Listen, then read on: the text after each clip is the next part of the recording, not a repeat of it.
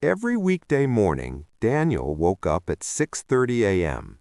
The soft sound of his alarm clock filled the small bedroom of his apartment. For a moment, he stayed in bed, staring at the ceiling and listening to the quiet city outside. Soon, the streets would be full of people rushing to work, but right now, everything felt calm. Daniel slowly sat up, stretched his arms, and walked to the kitchen. The smell of fresh coffee soon filled the room. While the coffee machine worked, he looked out the window. The sky was light blue, and the sun was just beginning to rise between the tall buildings. "Another busy day," Daniel said quietly to himself. After breakfast, he got dressed in a simple white shirt and dark jacket. At 7:15 a.m., he grabbed his bag, checked that his laptop was inside, and left the apartment. The morning air felt cool and refreshing. Daniel enjoyed this part of his day. The short walk to the bus stop helped him wake up and prepare for work. On the sidewalk, many people were already moving quickly. Some were holding coffee cups, others were checking their phones while walking. A few neighbors walked their dogs. Daniel passed a small bakery on the corner.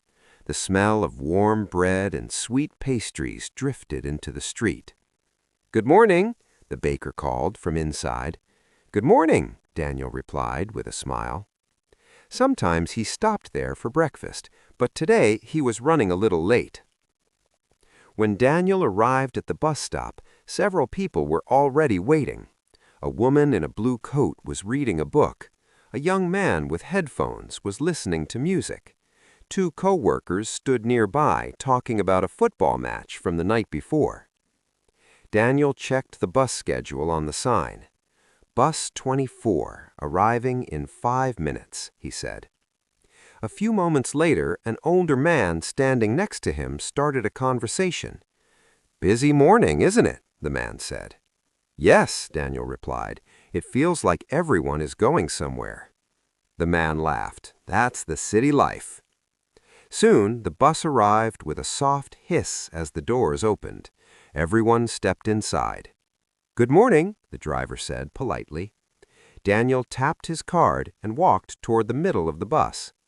Luckily, there was an empty seat by the window. He sat down and placed his bag on his lap. As the bus began moving, Daniel watched the city outside. The streets slowly became more crowded. Cars lined up at traffic lights. Cyclists rode quickly between vehicles. Pedestrians crossed busy intersections. A few stops later, more passengers boarded the bus. A young woman sat next to Daniel. "Is this seat free?" she asked. "Yes, of course," Daniel replied. "Thanks," she said with a friendly smile. After a few minutes, the woman looked out the window and sighed. "Traffic is really slow today," she said. Daniel nodded. "Yes, Mondays are always like this." "Do you take this bus every day?" she asked. "Yes," Daniel said. "It's part of my daily routine." "Me too," she replied. "I just started a new job last week." "That's exciting," Daniel said. "What do you do?" "I work in marketing for a small company downtown." "That sounds interesting," Daniel said. They talked for a few more minutes about work, commuting, and the challenges of waking up early. The conversation made the long ride feel shorter. About 20 minutes later, the bus stopped near the train station.